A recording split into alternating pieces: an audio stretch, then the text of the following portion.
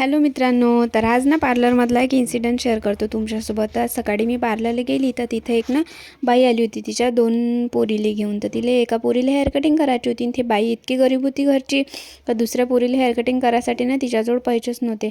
ते पोरगी एवढी रडून राहिली ती खूपच जास्त। मग ताईनं ना तिच्याजवळून पैसे नाही घेता ताईनं मस्त हेअर कटिंग करायला घेतलं। तिला म्हटलं राहू दे म्हणे, नको देऊ पैसे।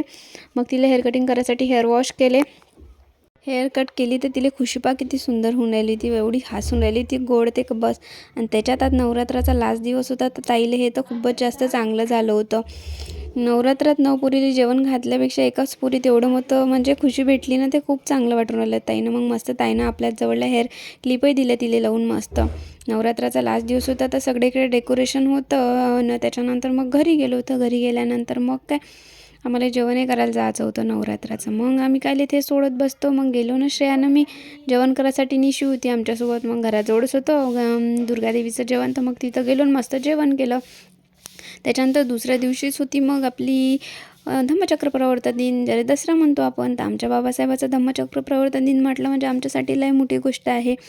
मग त्याच दिवशी मस्त सकाळी सकाळी उठून आंघोळ गिंघोळ केली। त्याच्यानंतर मस्त मग आम्हाला हार बनवायचा होता, मी घेतला ना मस्त हार बनवासाठी।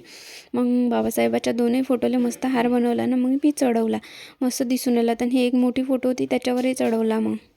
मग काय दसरा म्हटलं रिशूची तयारी झाली नाही इकडे सुरू। ते तर दुपारी झाली होती 2-3 वाजता मला तयारी करून मागासाठी झोपली होती। झोपेतून उठून डायरेक्ट ड्रेस घेऊन आली होती घरी।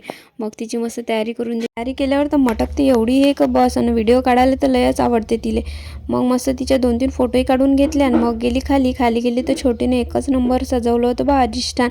बा किती सुंदर दिसून राहिलं होतं। सगळ्यांनी तयाऱ्या केल्या होत्या, फक्त छोटीनं मी दोघीच जणी अशा होत्या की ज्याईनं तयाऱ्या केल्या नव्हत्या। म्हणून म्हटलं चला आता नाही तयारी केली तर विहारात तरी जाऊ। विहारात गेलो तर पहा किती सुंदर मस्त विहार सजवलं होतं। मग विहारात गेलो, मग सगळ्यांनी मस्त अभिवादन केलं। इशू आली होती आमच्यासोबत, इशू नाही केलं। तर असा गेला मग आमचा दसऱ्याचा दिवस। तर तुमचा कसा गेला सांगा कमेंटमध्ये। चला मग भेटू नेक्स्ट ब्लॉगमध्ये, बाय।